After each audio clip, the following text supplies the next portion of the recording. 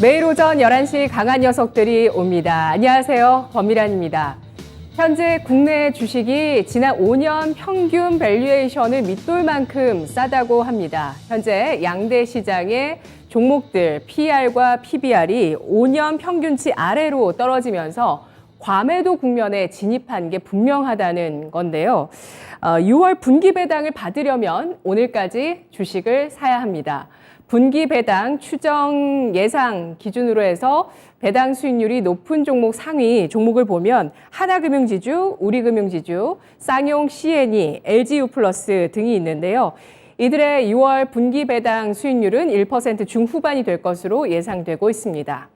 7월에는 또 하나의 시험대를 거쳐야 하죠. 7월에 CPI와 FMC에서 자이언트 스텝 여부가 될 텐데요. 여전히 신중한 선택이 중요한 구간입니다. 오늘 강한 녀석들 함께 하시죠. 안녕하십니까? 안녕하십니까? 네, 강한 녀석들의 강한 코멘트 지금 확인하겠습니다. 반지역 전문가, 인플레이션 둔화는 가깝고 경기 침체는 멀다. 이정호 전문가, 지수를 보지 말고 종목을 보라. 윤겸 전문가, 상승 명분 부족, 자동차주, 전기차 충전주를 주목하자.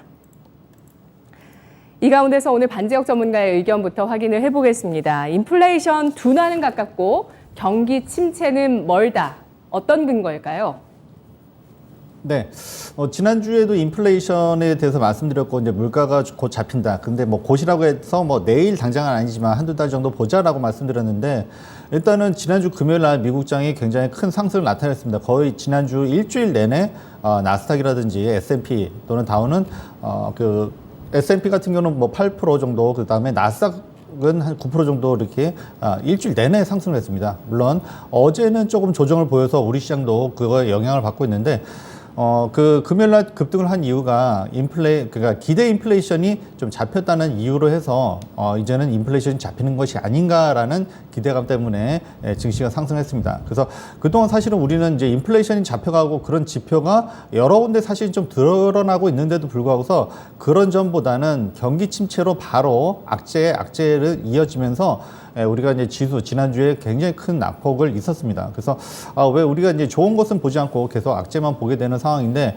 물론 그 이면에는 수급적인 측면에서 공매도가 큰 역할을 하지 않았나. 그리고 결국에는 지난주 목요일 날 우리가 이제 그 사상 최대의 어떤 반대 매매가 좀 많이 나왔습니다. 네, 그러고 나서 이제 금요일 날 반등하고, 어제도 사실 좀 반등을 했죠. 그리고 오늘은 생각보다는 그래도 잘 버티고 있는데, 지금 우리가 이제 지금 이번 주 목요일입니다. 그 미국 시간으로 목요일 날 PCE, 그래서 개인 소비자 지출이 발표가 됩니다. 그래서 사실 지난달에도 어느 정도는 이제 이제 정점을 지나지 않았나 PC를 봤을 때는 그런 희망을 가졌었고요. 근데 이제 이번 달에 그러니까 6월 CPI가 생각보다는 좀 높게 나오면서 그것이 이제 급반전되고 결국에는 FOMC에서 빅 스텝으로 해서 이제 자이언트 스텝으로 이제 급진화되는 이제 그런 상황이 벌어졌습니다.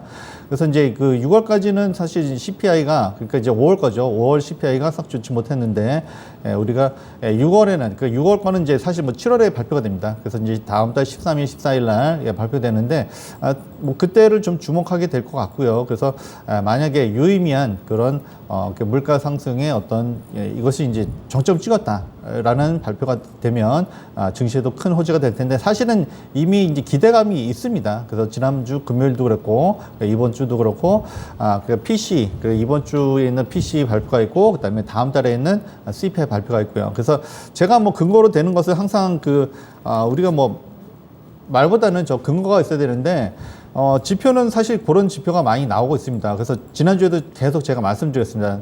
다른 건 몰라도 WTI는 잡아야 된다. 그러니까 유가는 잡아야 된다. 그래서 모든 우리 공공생활에 필요한 것이 유가입니다. 그래서 사실 우리가 이제 실물적으로 느끼지 못해요. 우리가 뭐 지금 주유소 가봐도 유류세 내린다고 했는데도 바로 안 내리죠. 그건 이제 유통상의 문제인 거고, 근데 전체 이제 글로벌 이제 그 미국 시장 같은 경우는 그래도 이제 WTI가 좀 잡히고 있기 때문에 한때 이제 6월 8일이 122달러까지 정점을 찍고 마감 기준입니다.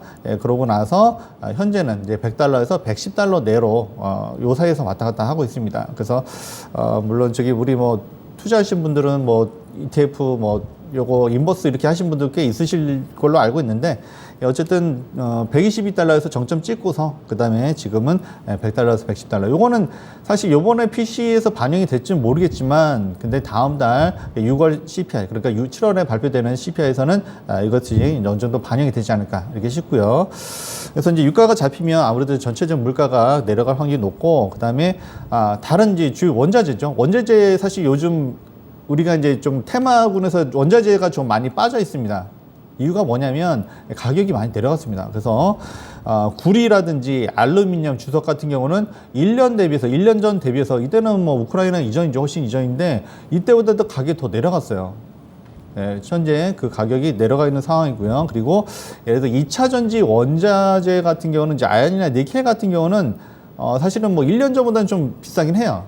비싸긴 하지만 그래도 우크라이나 전쟁 벌려져서 어떤 한때 우려감 때문에 아주 폭등을 했었는데 그때 대비해서는 좀 많이 좀 내려와 있는 상황이고 그리고 이제 결정적으로 이제 요번에 그 FOMC에서 빅 자이언트 스텝을 하면서 어떤 투기 수요가 그러니까 이제 진짜 필요해서 하는 그 수요도 있지만 이게 투기 수요가 많습니다. 그래서 어떤 시장이 안 좋으니까 해지를 하려고 하는 목적도 있겠지만 이 투기 수요가 많이 줄어들었다.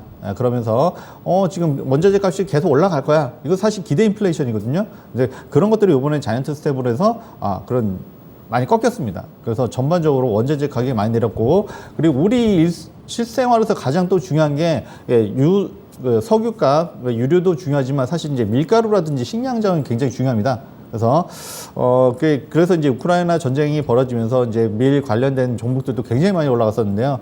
근데 물론 1년 전보다는 비쌉니다. 1년 전보다는 비싸지만 지금 최근엔 좀 많이 하향 추세로 되고 있어요. 그래서 뭐 중국에서도 뭐 밀이 굉장히 풍년이다, 러시아에서도 풍년이다, 뭐 이런 얘기도 많이 있고, 그래서 이런저런 그러니까 이제 뭐 그 유류세도 내려가고, 그러니까 이제 유가도 내려가고, 그 다음에 원자재 가격은 많이 내렸습니다. 그리고 밀 가격도 하향 추세에 있고요.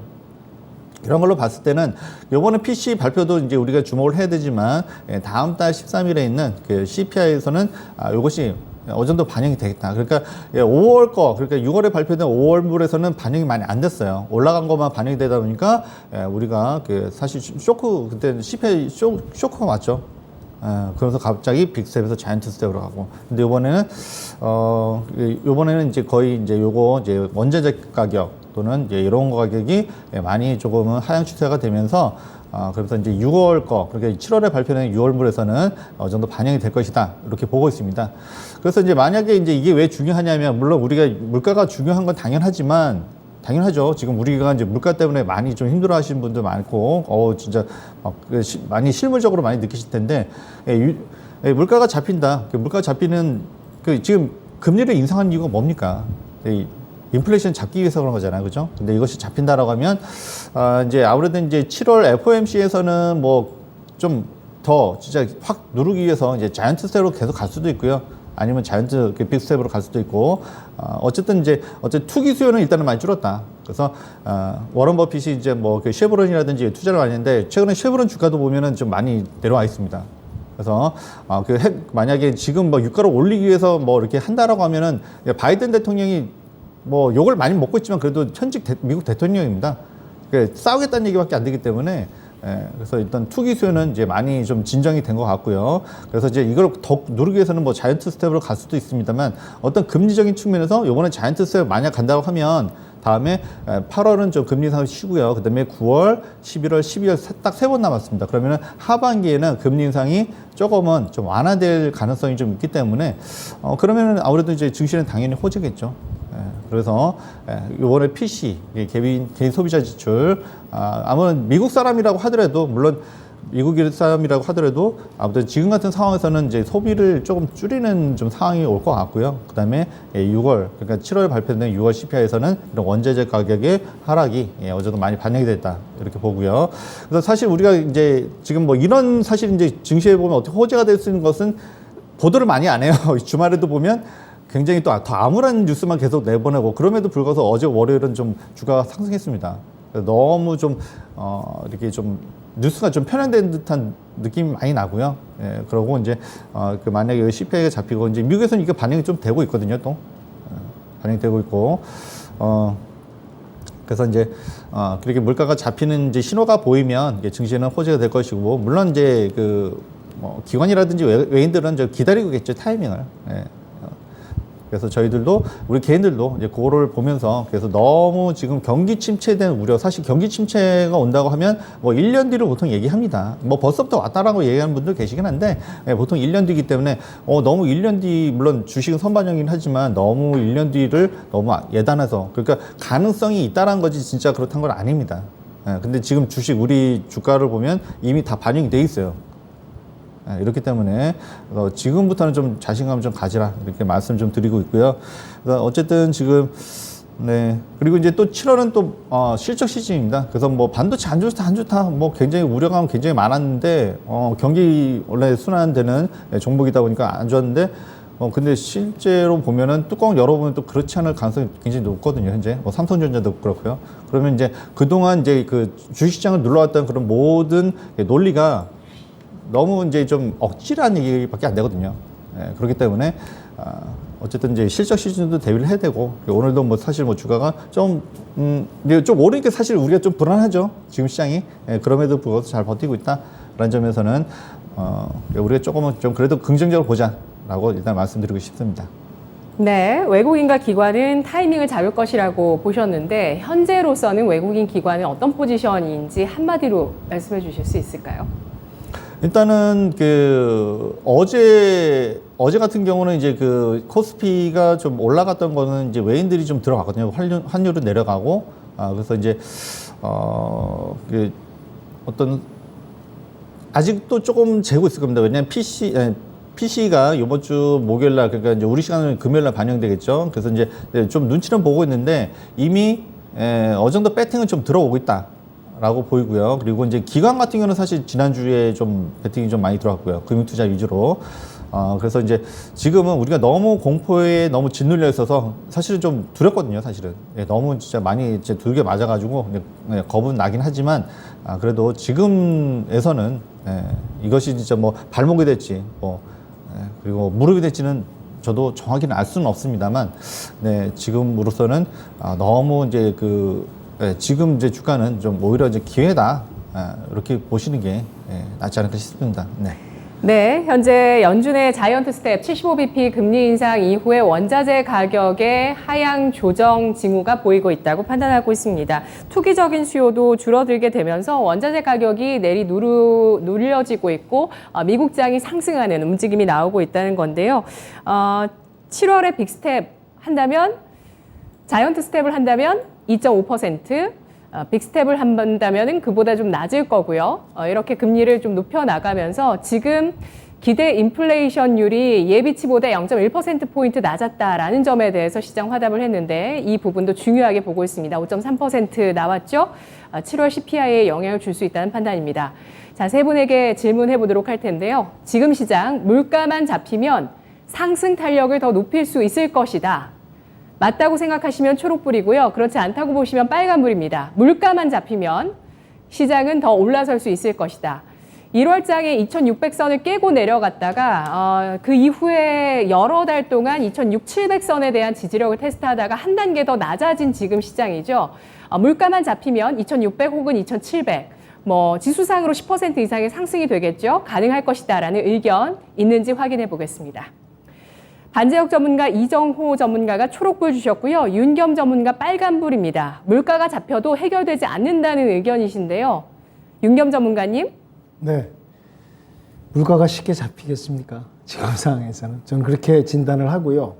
지금 이제 물가 잡는 부분도 이제 문제지만은, 이제 러우 전쟁 뭐 장기화 때문에 또 러시아에서 이제 원자재를 무기 삼아가지고 또 딜과 압박을 하고 있고, 또 원자재가 이제 여름 지나면서 통과하면서 아마 폭등할 거라 전반적인 전망이 나오고 있습니다. 기후변화 때문에 또 남미 쪽에서도 지금 기후변화 때 극심한 가뭄에다가요.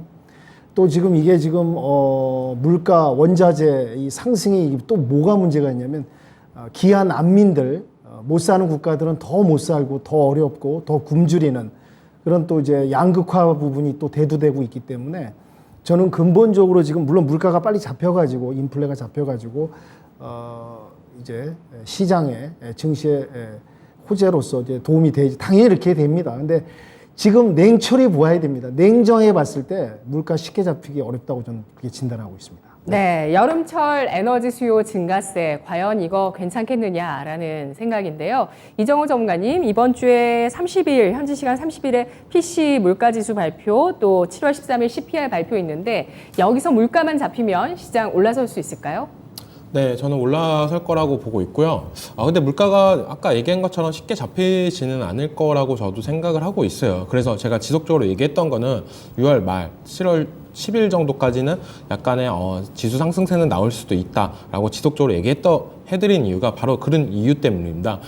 지금 우리가 예측을 하는 단계보다는 그때 상황에 맞춰서 대응하는 단계가 낫다라고 저는 말씀을 해드리고 싶어요.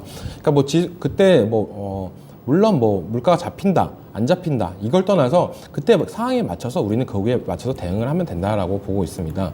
그 전까지 지금은 시세를 어느 정도 즐겼으면 좋겠다는 게 말씀해드리고 싶은 얘기입니다. 네.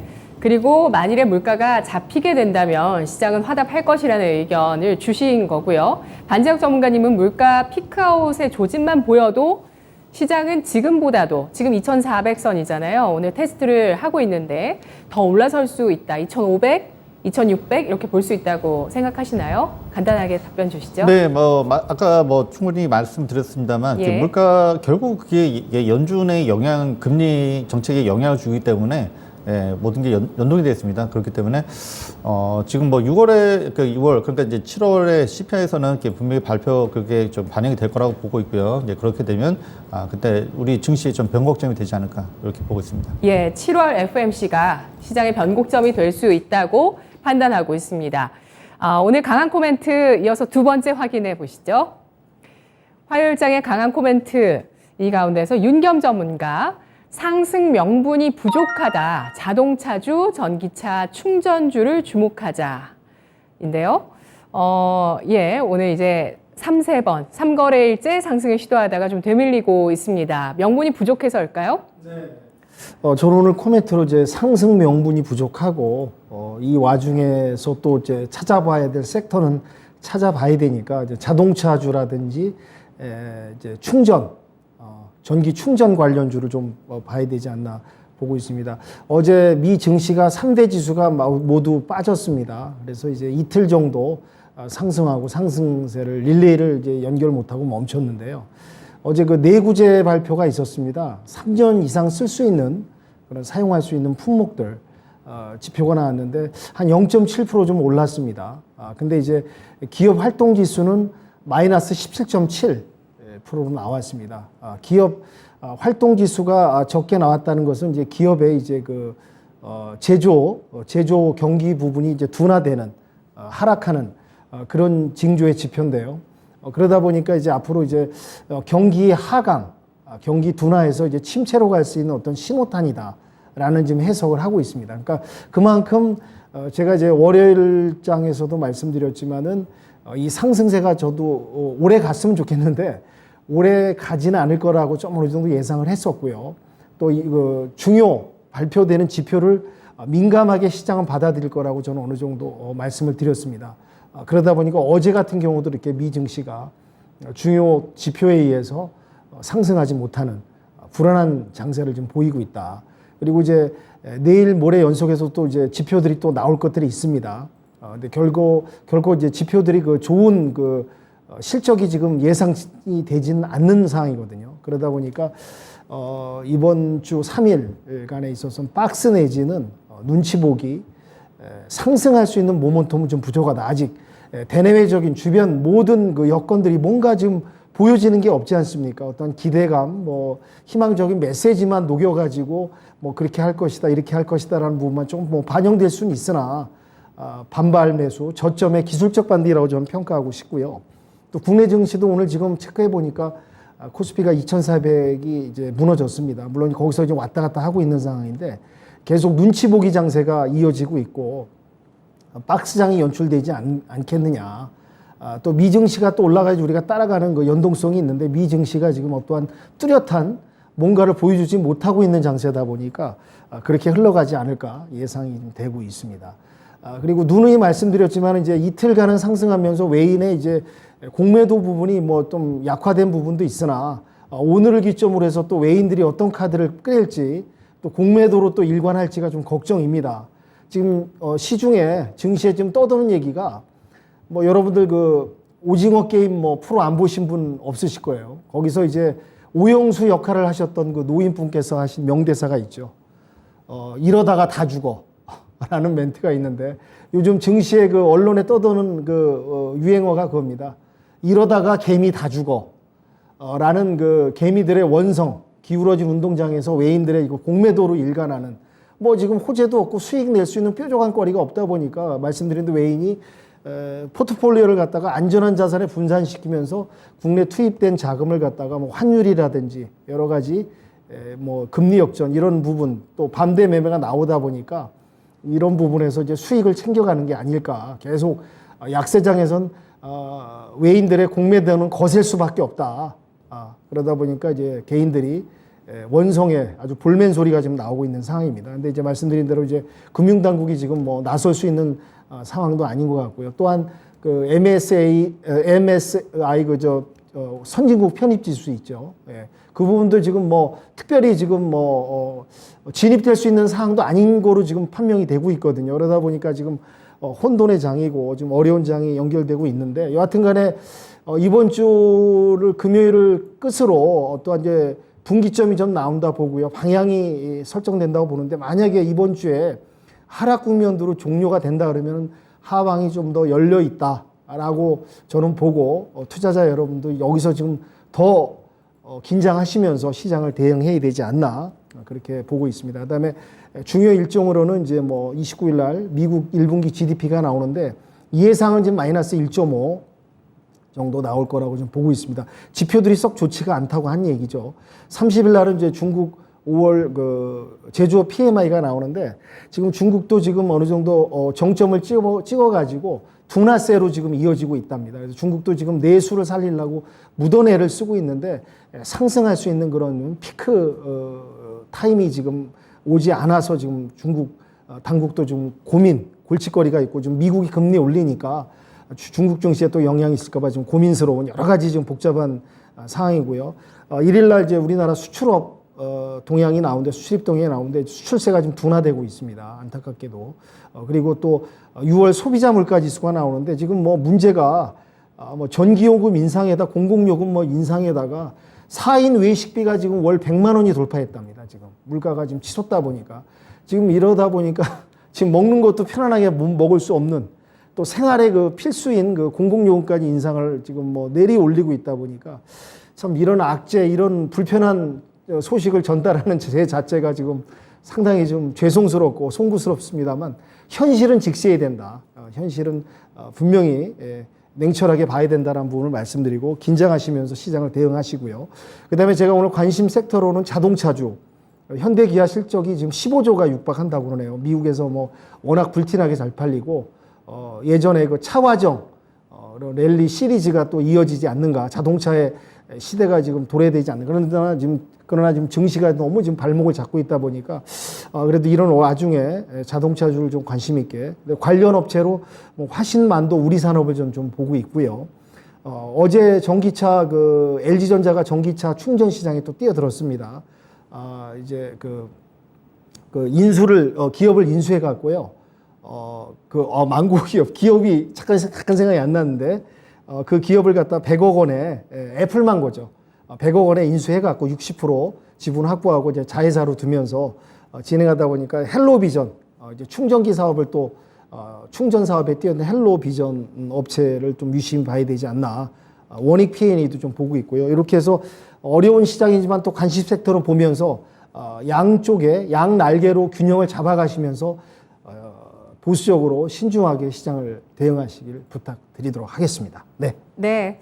뭐 오늘 장도 3거래일차 반등이지만 종목별로는 또 크게 오르는 종목들도 있습니다. CS 베어링이 현재 20% 가까운 19% 탄력을 보여주고 있고, 골든뷰님께서 조선주 하나 가야 하나? 요즘 조선주 잘 가는데 이 종목도 좀 편입해야 될지 궁금하다는 의견도 올라옵니다. 서당계 1년차님께서는 요즘은 정말 주식을 얄밉게 매매해야 되는 것 같습니다. 라고 의견 주셨고요. 블루 실장님께서 외국인 매도세 심상치 않네요. 라고 글 주셨네요. 지금, 전기 요금 인상 소식도 우리나라 나오고 있죠. 7월부터 5원.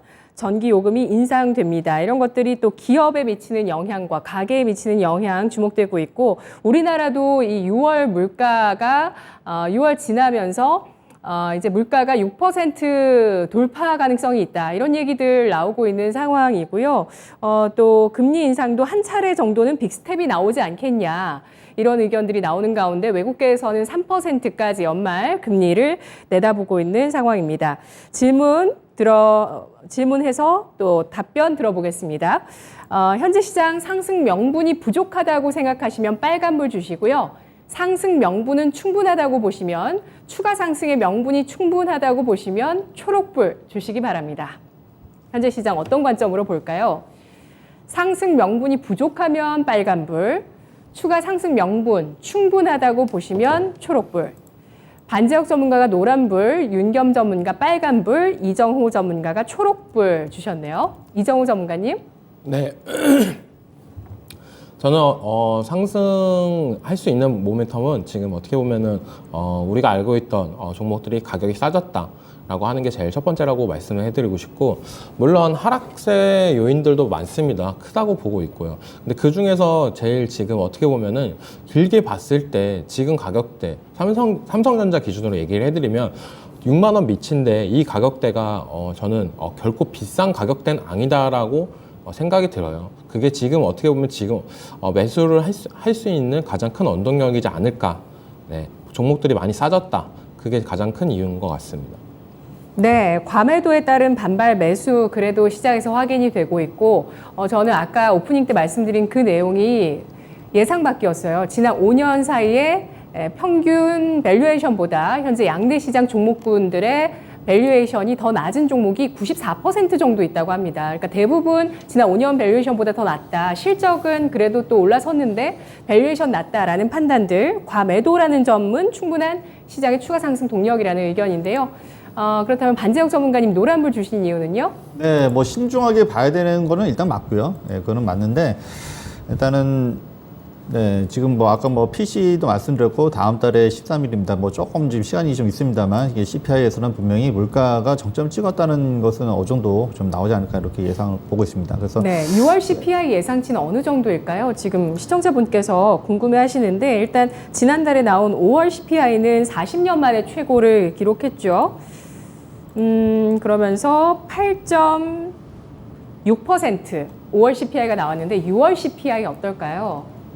뭐 그보다는 좀 낮겠죠. 그래서 뭐 예. 8점 초반대나 아니면 7점대 좀 아래. 그러니까 이제 작년에 그러니까 이제 인플레이션이 본격적으로 상승한 게 보통 요때 그러니까 5월, 6월 요거 때부터 좀 상승한 것 같거든요. 이제 예. 그래서 이제 그것이 이제 어차피 1년 단위이기 때문에 그래서 이제 어느 정도는 이제 기저 효과가 조금 나올 때가 좀 됐다. 일단은 좀 그렇게 보고 있습니다. 그러니까 지수적으로 어쨌든 우리가 제가 자꾸 말씀드린 이유는 이게 금리 정책과 연결이 되었기 때문에 그렇습니다. 그렇기 때문에 그거보다는 이제 기저 효과 때문에 8점 초반대는 아니면은 7점 위 좀 7.9나 예. 8. 그건 좀 욕심일 수도 있겠습니다만 어쨌든 8점 초반대까지만 나와도 그래도 정도 이제 좀 정점 찍지 않았나. 일단은 뭐 원재재 가격이 밀 가격이 아주 그냥 그 막 폭등했을 때보다는 이제 완전히 완화된 모습은 보이고 있기 때문에 그런 점이 좀 반영이 좀 되지 않을까 이렇게 보고 있고요.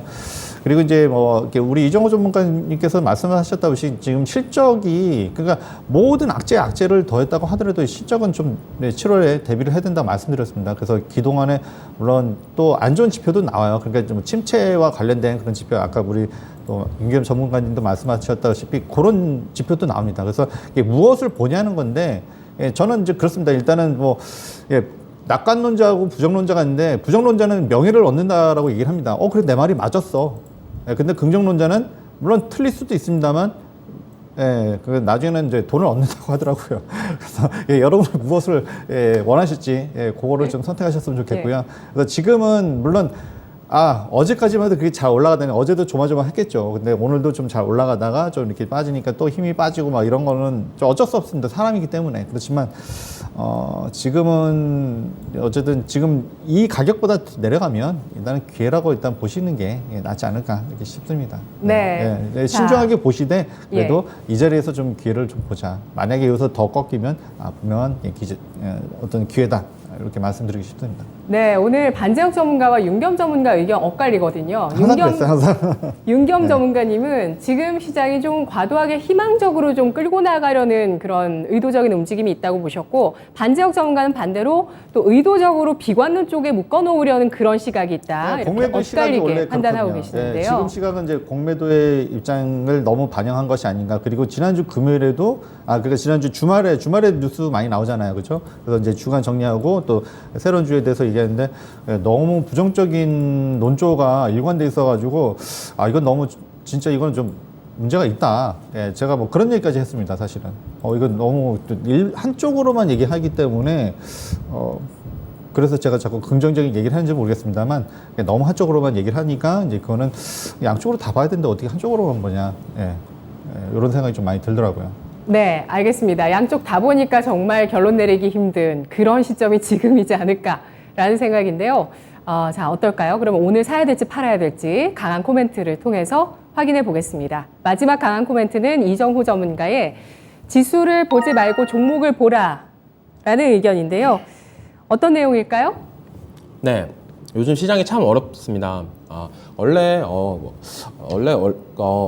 그 시장을 볼 때 위에서 밑으로 봅니다. 탑다운 형식으로. 그러니까 거시 경제 보고, 미국 경제 보고, 뭐 해외 증시 보고, 그다음에 국내 증시 보고, 뭐 섹터 보고, 종목을 보는데 이런 식으로 보지 말고 차라리 지금같이 하락장일 때는 종목을 먼저 보고 나서 그다음에 위로 올라가는 바텀업 방식이 더 낫다라고 말씀을 해드리고 싶어요. 제가 어제 고민을 많이 했습니다. 이런 하락장에 어떻게 하면 여러분들이 더 수익이 나고 어떻게 하면 더 좋은 종목을 찾을 수 있을까? 그 얘기는 지금 하락장이었어도 아까도 얘기했다시피 실적 좋아지고 있는 기업들이 있습니다. 지수는 빠져도 좋아지는 기업들은 올라간다. 그러면 그 회사의 본질 그걸 먼저 보고 그 다음에 봐라 라고 말씀을 해드리고 싶어요. 지수만 보고 지금 시장을 들어간다고 한다면 무서운 시장밖에 없다라고 저는 생각이 들고 있습니다. 그런 시장 속에서 어떻게 보면은 지수 먼저 보지 말고 종목을 먼저 검토한 다음에 지수를 봐라 라고 말씀해 드리고 싶습니다. 오늘 시장은 제가 생각하기에는 플러스 마이너스 0.5% 이내로 마감을 한다면 베스트라고 보고 있고요. 단기적으로 뭐 금요일부터 월요일까지 해서 많이 올랐다라고 느껴요. 약간 쉬어가는 부분이라고 볼 수 있습니다. 하락도 똑같습니다. 우리가 이번에 하락세 맞을 때도 코스피도 지속적인 하락이 아니라 한번 쉬었다가 쭉 뺐던 경험이 있듯이 이번 상승도 어떻게 보면 두 번 양봉 만들어주고 하루 정도는 쉬어가는 부분이 낫지 않을까라고 말씀해드리고 싶어요.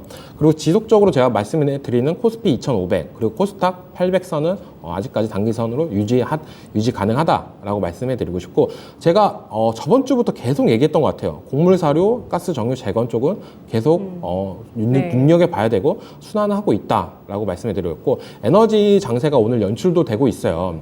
태양광, 풍력, 원전 이쪽은 어떻게 보면은 제가 이쪽 세타들은 계속적으로 얘기해드립니다. 지금 시장이 지금 막상에 종목을 살 종목이 없어요, 솔직히. 현대차 물론 좋고 잘 나가고 하고 있습니다. 그런 부분도 있고 한데 에너지 세타를 놓고 보자면 그렇게 매력적인 종목도 아니라고 저는 느껴요. 그 중에서 뭐 곡물사료, 가스, 정유, 재건 이쪽은 뭐 단타성으로 들어가시는 게 가장 좋고 뭐 중장기 포지션은 에너지 관련 섹터들은 중장기로 들어가셨다가 어느 정도 목표치 수익이 나온다면 수익으로 나오신 다음에 다시 재진입 뭐 이런 전략으로 계속 들어가실 수 있다고 저는 생각이 들고 있습니다. 그런 의미로 지금 되게 시장이 안 좋다라고 생각을 하시지 마시고 그 중에서 강한 종목, 실적 좋은 종목이 있으니까 아니면 시장에서 부각이 되는 종목, 그런 종목 위주로 노려서 대응을 하시는 게 가장 좋다라고 말씀해 드리고 싶습니다. 네, 상승 명분에 대해서 아까 얘기를 했었는데 블루 실장님께서 악재 중에 최대 악재가 있습니다. 수급이 없어요. 이번에도 코로나 때처럼 개인이 외국인을 이길지 의문이네요. 라고 글 남겨주셨는데요. 이정우 전문가님. 네, 맞습니다. 제일 악재는 거래량이 없고 유동성이 없다는 겁니다. 그 말은 그 종목은 시장의 관심을 벗어났다는 종목입니다. 그래서 제가 지속적으로 얘기해드렸던 종목들, 뭐 곡물, 사료, 가스, 정유, 재건, 뭐 태양광, 풍력, 원전 이쪽은 아무리 시장이 좋든 안 좋든 어느 정도 부각은 나타내는 종목들입니다. 그래가지고 이쪽 섹터에서 놓으시라고 말씀을 드리는 겁니다. 네, 지수와 상관없이 움직이는 섹터가 있다. 바로 에너지다라는 판단인데요. 자, 오늘은 좀 쉬어가고 플러스든 마이너스든 0.5 범위 내라면 잘 쉬어가는 것이라고 판단을 하고 단기적으로 코스피 2500, 코스닥 800선 목표치를 두셨는데요. 자, 오늘 장 남아있는 이 오전장과 오후장까지 매수 관점으로 시장 보겠다라고 생각하시면 초록불 주시고요. 매도 관점이다 라면 빨간불 주시면 됩니다. 관망은 노란불 확인해 볼게요. 오늘은 매수 위주로 시장을 보겠다. 3거래일 연속의 상승 시도 이어 쉬어가고 있습니다. 잘 쉬어갈지 여부를 좀 종가까지 봐야 되겠지만 매수 관점으로 보겠다면 초록불이고요. 매도는 빨간불입니다. 네, 또 엇갈렸습니다. 이정우 전문가가 초록불, 반재혁 전문가 노란불, 윤겸 전문가 빨간불입니다. 네, 윤겸 전문가님 매도하면서 현금 확보하시겠다고요? 네, 저는 현금 들고 있겠습니다. 좀 더 네. 지켜보면서 이번 주 말씀드린 대로 금요일까지는 뭐 하루 이틀 상승 예상해서 매수한다고 뭐 큰 저거 없습니다. 금요일까지 저라면은 현금에 손을 네. 쥐고 금요일까지 좀 관망하면서 지켜보도록 하겠습니다. 네, 어제 방송에는 안 나갔지만 이정우 전문가가 목요일, 지난주 목요일에 참 장이 안 좋았죠. 2000포인트 선까지 뭐 내려선다 이런 얘기까지 있을 정도로 비관이 팽배했는데 그때 손절한 것보다 금요일 매수를 하지 않은 게 더 우다라고 얘기를 해주셨거든요. 이정우 전문가님. 자, 오늘 잘 쉬어가면 또 연속해서 시장이 올라갈 거라고 보시는 것 같아요. 네, 맞습니다. 오늘 좀 쉬어가는 타이밍이라고 보고 있는데 오늘 같은 장은 어떻게 대응을 해야 되느냐, 이젠 올라갔던 종목을 따라가는 거냐, 그런 것보다는 반등세가 약간 느렸지만 다시 한번 시장에 부각이 된다면 올라갈 종목들을 좀 보시는 게 낫다라고 말씀을 해드리고 싶습니다. 에너지, 뭐 재건, 뭐 이쪽 곡물 사료 이쪽은 어떻게 보면 시대가 나왔다가 죽었다가 계속 반복적으로 나오고 있습니다. 이런 부분에서 이 종목을 따라갈 거냐 아니면 다른 종목을 갈 거냐라고 하는데 어떻게 보면 저는 아까도 얘기했다시피 좀 약간 실적이 바탕되는 종목을 들어가는 것도 괜찮다라고 말씀을 해드리고 싶습니다. 네, 이번 주 지나고 다음 주 들어서고 주 후반 가면 실적 장세에 진입합니다. 오늘 색깔이 모두 다른 강한 녀석들 추천주 동향 어떤지 박예린 캐스터가 짚어드립니다. 네, 강한 녀석들의 강할 녀석들 동향 체크해 드립니다. 그간 강한 녀석들 전문가들의 코멘트 들어보신 분들이라면 아시겠지만 이 신재생 에너지와 또 원전 관련주들을 계속해서 주목해 왔는데요. 오늘 또 그 예측들이 적중하는 모습입니다.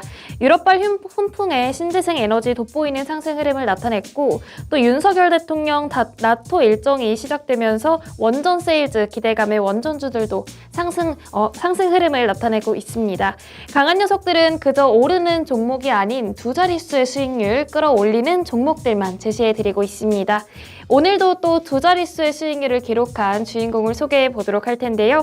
이정우 전문가의 덴티움입니다.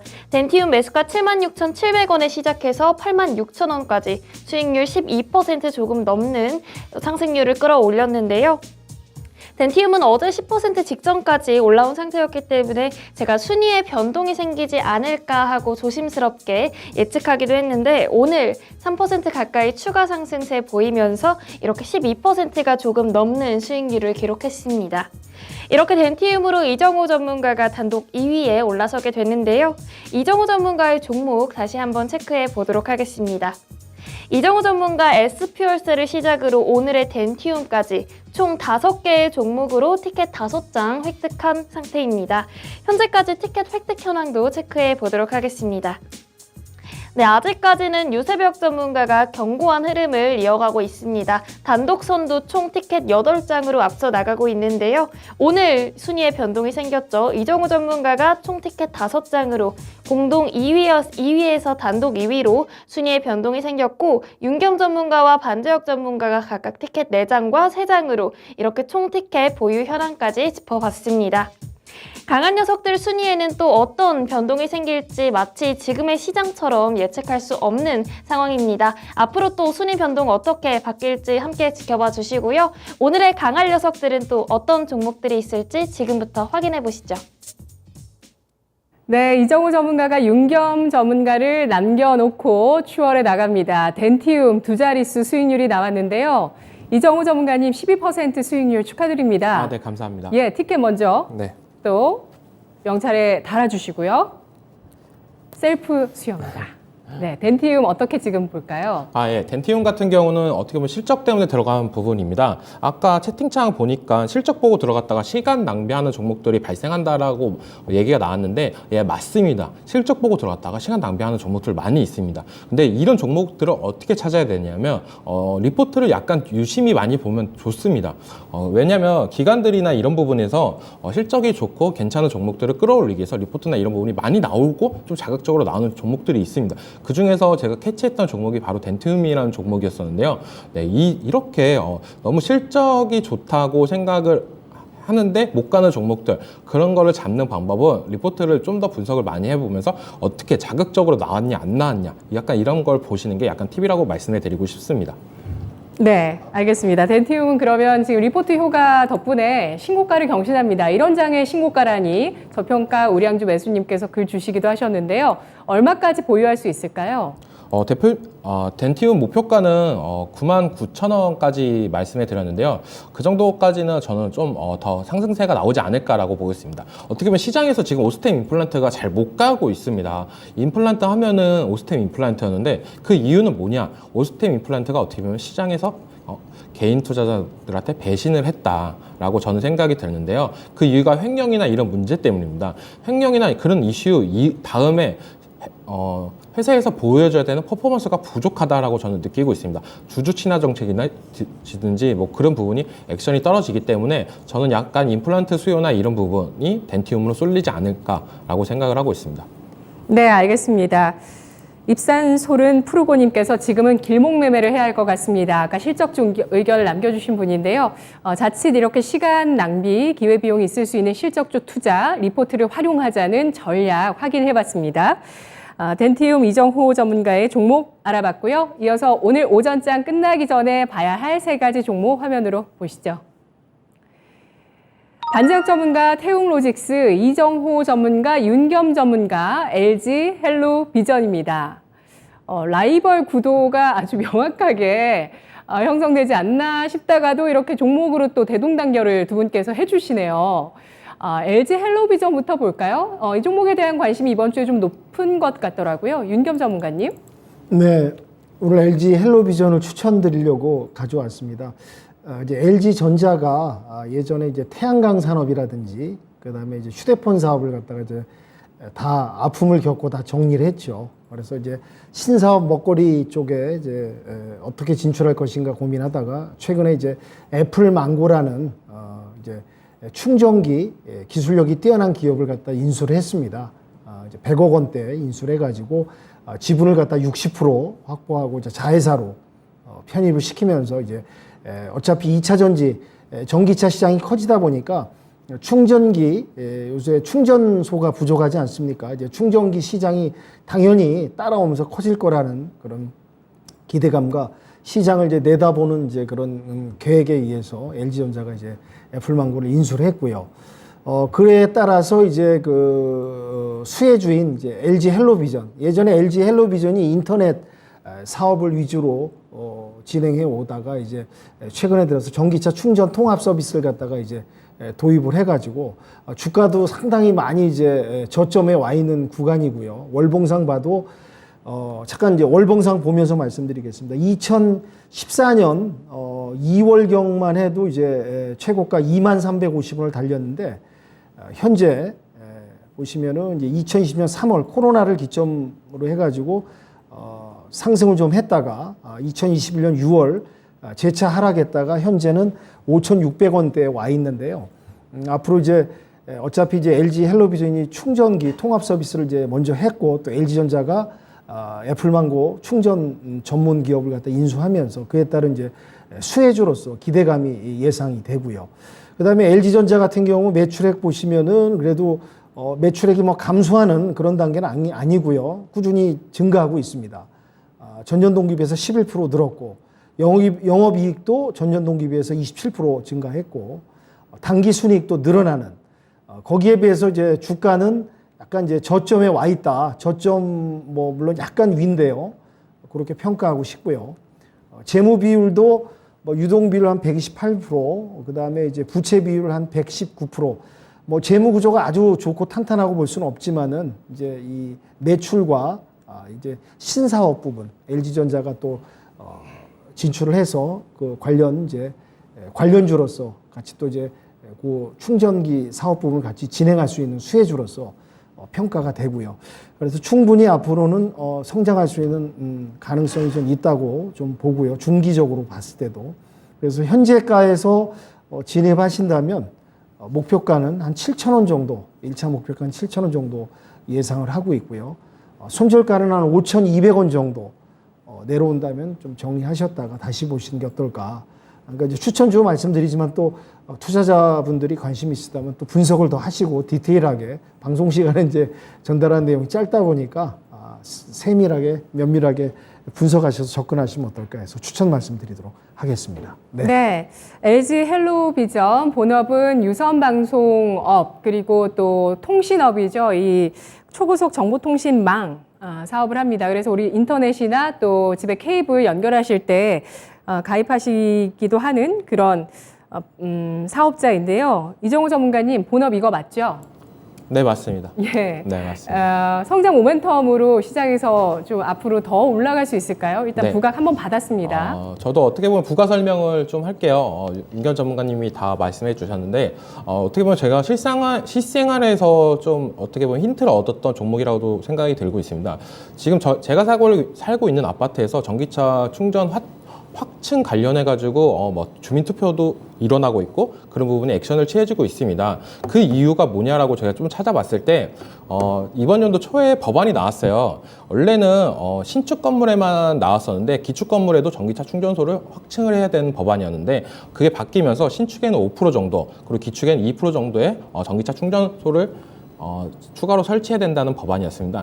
이 말은 지속적으로 어떻게 보면 전기차 충전소 시장이 커질 수밖에 없다라고 저는 느끼고 있는데, 그거 관련해가지고 LG 헬로비전이 가장 유망할 것 같다는 생각이 들고 있습니다. 왜냐하면 LG가 지금 회장님이 바뀌었습니다. 구광모 회장님 체제로 넘어가면서 기존에 안 되고 있던 사업들을 정리하면서 그리고 신사업을 계속적으로 추가하고 있습니다. 그 중에 하나가 바로 저희가 느끼기에는 약간 모빌리티 쪽, 자동차 전장 부품 그리고 자동차 충전소 이쪽으로 넘어가는 부분을 가장 많이 신경을 쓰고 있다라고 보고 있는데 그만큼 저는 어떻게 보면 LG가 판을 더 키우고 있다라고 느끼고 있습니다. 그 다음 LG 다음에 들어올 회사들은 어디죠? 지금 SK도 전기차 충전 관련해가지고 진입을 했는데 남은 건 이제 삼성밖에 없다라고 보고 있습니다. 만약 삼성도 전기차 충전 관련해가지고 지속적으로 투자를 한다면 이 시장은 더욱더 커질 거라고 느끼고 있습니다. 그거에 따라서 저도 LG 헬로비전도 지금 가격대에서 괜찮다라고 보고 있고 어제 시장에서 부각이 약간 나왔는데 어떻게 보면은 갭 뜨고 주저앉았다라고 볼 수도 있습니다. 하지만 바닥권에서 나온 물량이 갑작스럽게 나왔다는 점 그리고 어제 하락은 했지만 거래량이 안 터졌다는 부분을 좀 생각을 해주시면 좋겠고 오늘 같은 장 그래도 어느 정도 탄탄하게 지켜주고 있다라고 생각을 한다면 추가적인 상승세는 나올 수 있다라고 느끼고 있습니다. 목표가는 단기적으로 그냥 6,500원 정도 보시고 손절가는 5,000원 정도 보시면 됩니다. 네, LG 헬로비전 전기차 충전 시장에서의 점유율이라든지 매출 증가세라든지 이런 부분에서 눈에 띄는 점이 있을까요? 여기는 조금 다르게 원스톱 시스템입니다. 설치부터 운영까지 다 하는 시스템인데 우리가 아까 알다시피 LG 헬로비전은 약간 유선, 인터넷 이쪽으로만 알고 있는데 회사가 가장 중요한 게 어떻게 보면 턴포인트가 가장 중요하다고 저는 느끼고 있어요. 이 기존 회사가 지금까지 운영했던 거를 다른 거 미래 산업이랑 관련된 사업을 진출한다 하는 거는 이런 회사들은 지속적으로 저는 관심을 갖고 지켜볼 필요가 있다라고 생각을 들고 있습니다. 네, LG그룹이 미래 먹거리로 전기차 충전 사업을 낙점하면서 이와 관련한 흐름들, 대기업이 진입했다는 점에 대해서 시장 주목을 하고 있습니다. 상한가 시세 이후의 움직임, 추가 상승 가능성 충분하다고 보고 있고요. 이정우 전문가는 매수가 현재가, 목표가는 6,500원, 손절가는 5,000원, 그리고 윤겸 전문가는 매수가 현재가, 목표가 7,000원, 손절가 5,200원, 서로 약간씩 다른 전략을 제시하고 있습니다. 마지막으로 반재혁 전문가의 태용로직스 투자 포인트 볼게요. 네.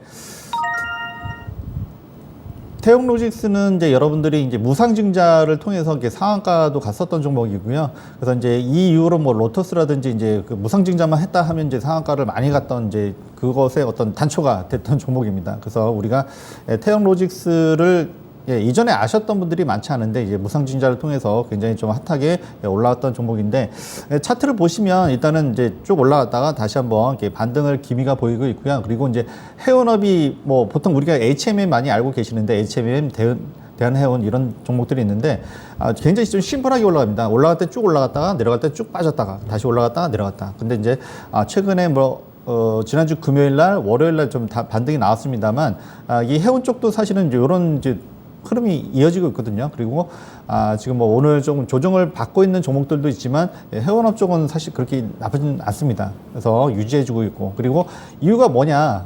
당연히 실적이죠. 당연히 실적이 HMM 같은 경우는 PR이 1년 12개월 이게 추정치가 1.2배입니다. 무려 1.2배. 그리고 다른 해운업도 보면 뭐 2배, 많으면 3배 다 이렇습니다. 근데 그럼에도 불구하고서 이제 공매도가 있다는 것 자체가 지금 현 시장이 너무나 왜곡돼 있다는 생각을 안 할 수가 없고요. 근데 우리가 아까 윤기현 전문가님께서도 말씀하셨다시피 MSCI 선진국 지수가 당장은 좀 어렵다라는 얘기가 있습니다. 어렵게 되었던 그래요. 그러면 이제 당연히 공매도에 대해서 지금은 좀 문제가 좀 심각하다. 사실 우리가 두려는 게 이거거든요. 실적은 어차피 7월에 우리가 발표가 되고 있기 때문에 당연히 실적에 대해서는 자신감을 가져도 됩니다만, 그럼에도 불구하고서 공매도는 가리지 않는다라는 부분이 사실은 우리 개인 투자자 입장에서는 굉장히 공포스러울 수밖에 없습니다. 그래서 이 부분은 좀 저도 이제 뭐 많이 말씀 안 드렸지만 참 많이 개선되어 되지 않나. 제가 무슨 힘이 있겠습니까만 어쨌든 이런 부분은 좀 많이 좀 우리한테는 진짜 너무 부담이고 개선돼야 된다. 그래서 PR이 1인데도 지금 공매도를 때린다? 와, 이거는 진짜 너무 심한 거죠, 솔직히.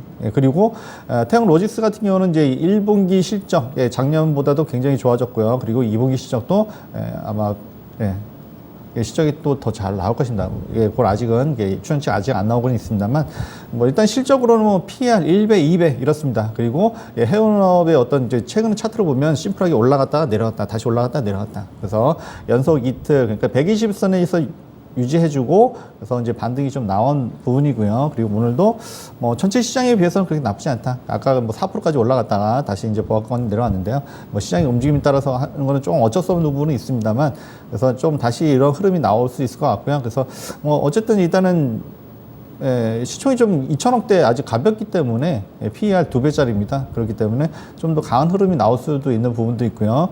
태용로직스 좀 말씀드리면 3자 물류라고 해서 보통 우리가 이제 뭐 단순하게 운송만 보통 하는데, 여기는 그러니까 뭐 관세라든지 통관까지 대행해주는, 그러니까 우리가 이제 여행 갈 때 뭐 비자라든지 이런 거 대행해주는 이런 업무까지 하고 있기 때문에 좀 더 이렇게 수익을 낼 수 있는 구간이 좀 많이 있고, 그리고 한 가지 좀 특징은 여기가 화학 업종이 좀 특화돼 있어가지고, 특히 최근에 이제 2차 전지 쪽이 많이 수출 많이 하잖아요. 그렇기 때문에 이런 부분에 있어서 이제 매출 증대가 많이 기대가 되고, 그리고 뭐 유럽이라든지 남미라든지 이렇게 해서 굉장히 다각화되고 있다는 부분에서는 뭐 실적 부분은 굉장히 좋아질 것 같고, 그리고 이제 무증까지 할 정도로 경영진이 뭔가 좀 주가를 띄우려고 하는 경향이 좀 있기 때문에 좀 보시면 좋지 않을까 싶습니다. 네.